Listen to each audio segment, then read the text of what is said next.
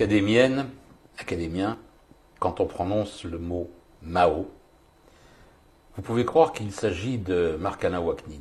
Eh bien non, cette fois-ci, ce n'est pas Marcana Waknin, c'est Mao, celui que nous appelions autrefois en Occident Mao Tse-tung, celui qui a tellement fasciné les intellectuels français dans les années 60 et 70, au point qu'ils ont cru à l'avènement du paradis sur Terre, le paradis des masses laborieuses en Chine.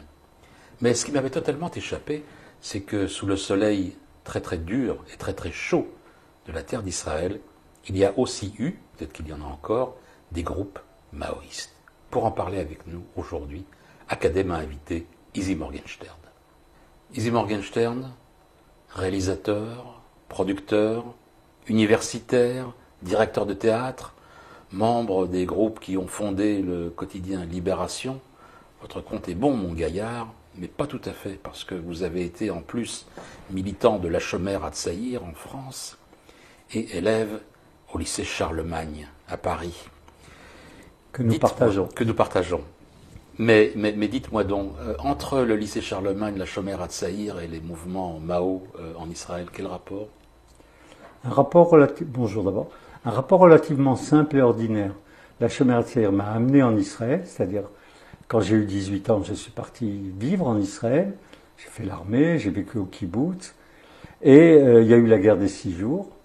Et 1967. 67. Et je suis rentré en France pour servir le mouvement. Je suis resté 2 ans. Le mouvement Chomère à Tsaïr. Oui, absolument. Et c'était dans les soubresauts de l'après 68. Et dans ces soubresauts-là, j'ai eu un premier contact, disons, avec le gauchisme. Mais j'étais sioniste. Mais c'était pas incompatible à l'époque. Et quand je suis reparti en Israël, retrait au kibbutz, ça m'a perturbé. Ce monde laborieux, on travaille dans les champs et tout ça, en dehors de toute inquiétude sur le sens, comment dirais-je, politique et stratégique de ce qu'on faisait. Et lorsque j'ai quitté le kibbutz, je l'ai quitté en grande partie à cause de ça, pour pouvoir vivre en ville et rencontrer des gauchistes israéliens. Et c'était à cette occasion, j'avais organisé un Woodstock israélien au-dessus de Haïfa, que j'ai fait venir des militants du Matzpen, de cette organisation. Matzpen, ça signifie boussole. Oui. Et c'était un groupe militant, mais un groupuscule, on peut dire quand même. Tout en Israël est un groupuscule. Le chef du gouvernement actuel est un groupuscule.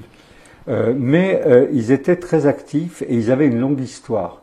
C'est-à-dire que le gauchisme israélien est né d'une tendance anarchiste qui a été très féconde, avec Uri Avneri, avec Dan Ben Amos. Uri Avneri, qui était le rédacteur en chef d'un journal qui s'appelait Aolam Hazeh, et où il y avait des femmes dévêtues et des articles politiques extrêmement violents et acerbes.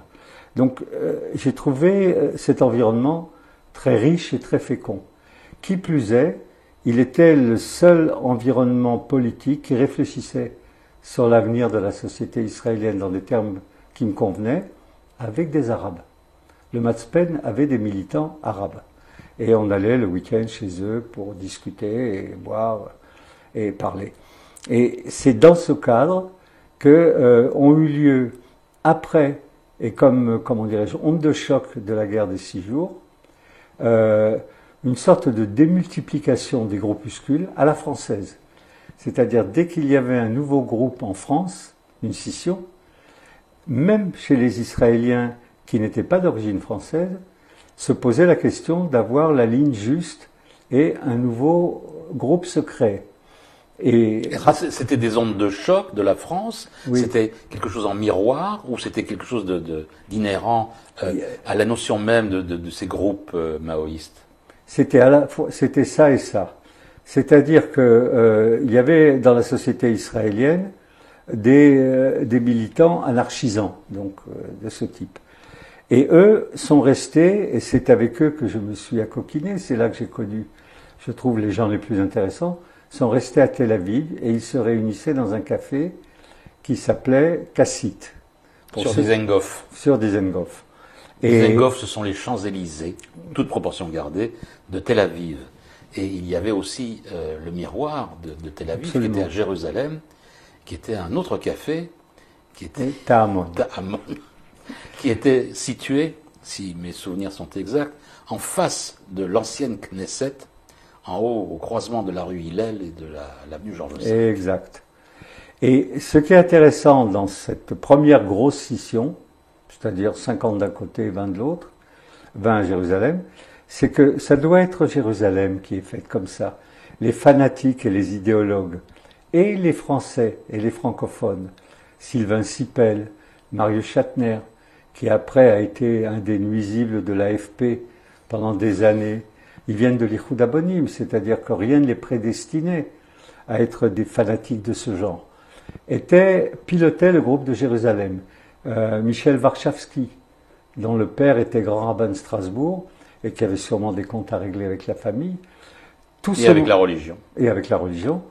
Tout ce monde-là était proche des trotskistes. Donc quelque chose qui pouvait se comprendre selon le modèle français. Et à Tel Aviv, ils étaient anarcho-maoïstes, spontanéistes, pour reprendre le terme qui qualifiait Cohn-Bendit. Et donc c'est eux qui étaient les plus riches, les plus ouverts, les plus féconds, qui étaient moins théoriques et plus concrets. Et on a sorti, à ce moment-là, je faisais partie du groupe, c'est-à-dire j'avais rejoint ce groupe, un journal qui s'appelait Israel Imperia News, qui, comme le nom l'indique, bien qu'il soit en anglais, mesurait les conséquences de l'occupation, la guerre des 6 jours, qui offrait à Israël un territoire immense, il y avait le Sinaï à l'époque, et donc Israël était un empire. Et ça avait évidemment tourné la tête de tout le monde, sauf de ces gens-là. Et quel lien avec le maoïsme ? Le maoïsme en France, celui de Béni Lévy, et le maoïsme en général. C'est le choix de s'appuyer sur le peuple et pas sur la classe ouvrière. La classe ouvrière, c'est des logiques d'appareil, c'est les trotskistes et les communistes. Et les maoïstes, c'est le peuple. Dans le peuple, il y a les boutiquiers, il y a, comment dirais-je, des agriculteurs, il y a de tout, ce qu'on appelle le peuple. Le journal de la gauche prolétarienne en France s'appelait La cause du peuple. Les banderoles pendant les manifs de mai 68, c'était servir le peuple. C'était des reprises de slogans chinois. Mais quasi personne n'était allé en Chine. C'était l'état d'esprit. Et donc la question qu'ils se posaient, c'est quel peuple veulent-ils ? C'est-à-dire, de quoi va être composé Israël maintenant qu'il lui a en plus tombé cette catastrophe absolue, qu'il occupe un territoire immense, un empire. C'est ce que disait aussi quelqu'un qui n'avait rien à voir avec le Matzpen, qui était Yeshayahu Leibovitch, Oui. qui était un grand penseur religieux orthodoxe, qui avait dit il faut nous libérer des territoires. Ça allait au-delà, absolument, c'est ce qu'il disait. Mais eux, et moi, on pensait au-delà. Au fond, qu'est-ce que le peuple juif ? Et qu'est-ce que le peuple juif sur sa terre ? Et dans ce sens, on était dans la mouvance typiquement maoïste, qui était celle aussi de la mouvance française. Sauf que j'étais le seul d'origine française. Tous les autres étaient des Israéliens de naissance. Chaim Hanegbi, Oded Pilavski, pour citer des noms.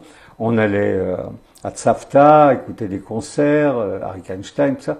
Et donc c'était un milieu plutôt de tourments socioculturels et de bons vivants. Ça fumait, ça buvait, tout ça. Il représente un état d'esprit de la société israélienne, anarchisante, pro-arabe, mais pas pro-arabe de tel ou tel groupe. Par exemple, ils n'étaient pas pro. Jérusalem a fourni un ministre des Affaires étrangères à Arafat, Ilan Halevi, Ilan Albert, qui s'est retrouvé dans tous les congrès de l'OLP. Pendant des décennies, oui. Pardon ? Pendant des décennies. Oui, un antisémite, s'il faut le caractériser simplement. Il avait des comptes à régler avec le peuple qui était le sien. Léa Semel, qui fait partie... Avocate. Avocate. Donc, c'est des gens très actifs, mais, comment dirais-je, on en apprenait plus sur leur propre pathologie que sur leur projet quand on discutait avec eux. C'est-à-dire les comptes qu'ils avaient à régler et non pas l'espérance qu'ils pouvaient apporter. Et dernier point pour moi, mais qui est très important de comprendre, les maoïstes, puisque c'est d'eux qu'on parle, ils cherchent à savoir ce que c'est qu'un peuple de qualité. C'est ce peuple-là qui va faire la révolution. Or, la question de qu'est-ce qu'un peuple de qualité, côté juif, c'est le sionisme qui l'a posé.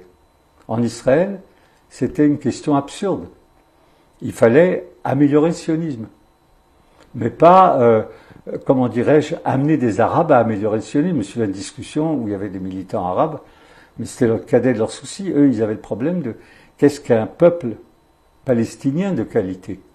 Et donc, c'était un projet qui n'avait pas de sens, de relier Palestiniens et Juifs sur un peuple de qualité. En France, oui. C'était l'objet de la gauche prolétarienne et de Béni Lévy. C'est-à-dire faire en sorte qu'on ait un peuple de valeur. Et quand il y a eu des risques de dérive, Béni a dissous la gauche prolétarienne. Il a dit on ne va pas être des fanatiques et des assassins. Donc cette réflexion portait sur ça, la cause du peuple. Mais en Israël, ça n'avait pas de sens. Et donc il est resté des anarchisants entre le Canard enchaîné et Amos Kenan et le journal de Uri Avneri, il y avait Chaim Hanegbi, c'est autre chose, qui étaient des critiques de la société israélienne. Et on avait des compagnons, des amis arabes, pas musulmans à l'époque, arabes.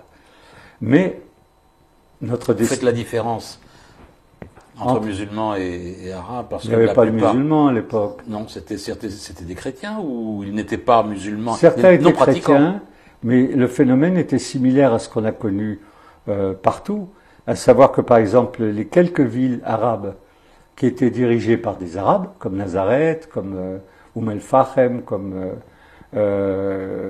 d'autres villes dont les noms échappent parce que je ne voudrais pas dire de bêtises, c'était des communistes. C'est-à-dire il y avait un parti communiste arabe et il fournissait des cadres aux Arabes. Et puis, après la chute de l'URSS, Arafat et l'OLP ont dû chercher d'autres alliés. C'est fini. Et donc, c'était pas une bonne idée de continuer à être laïcard. Et derrière lui, si tu t'en souviens, il y avait, pendant qu'il faisait des meetings, le plan de la Palestine qui ressemblait à un fusil. Et en peu de temps, on a eu la mosquée d'Al-Aqsa. Derrière. Et depuis, on a la mosquée d'Al-Aqsa. Des fois, la Palestine qui ressemble à un fusil. Oui, Arafat, qui était un militant laïque, soudain s'est mis à prier devant les caméras de la télévision. Voilà, et à chercher à faire partie de l'Alliance islamique mondiale. C'est-à-dire, chez nous, on dit, les mouches ont changé d'âne. C'est-à-dire, ils ont cherché d'autres alliés. Mais à l'époque, ils n'étaient pas. Il n'y avait pas de militants musulmans. Et eux ont cherché leur propre voie, donc on a continué à se voir.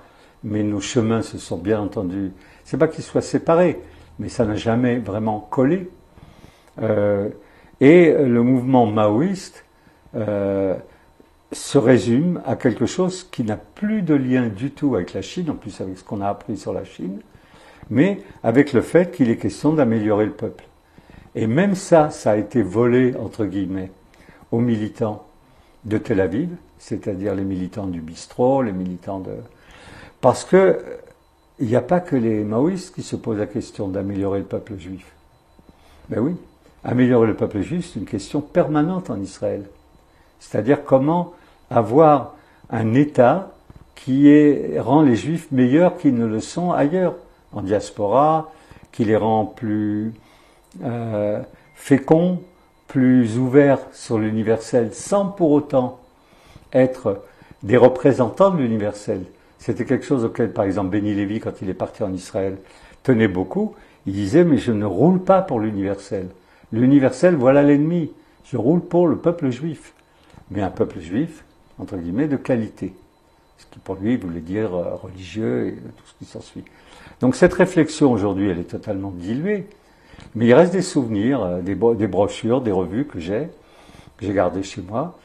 Donc c'est une aventure particulière qui n'a laissé peu de traces. Il y a un respect assez important pour Max Penn, qui a été le flambeau d'une éthique israélienne de bonne tenue, mais en même temps, qui est dilué organisationnellement. On va en retrouver chez les cinéastes, on va les retrouver chez certains écrivains, on va, comment dirais-je, c'est les Israéliens bien de ces années-là. C'est comme ça que je le vois et c'est comme ça que je me mets dedans. Donc voilà, c'est un petit milieu dont la fécondité est à chercher du côté de Tel Aviv et pas de Jérusalem.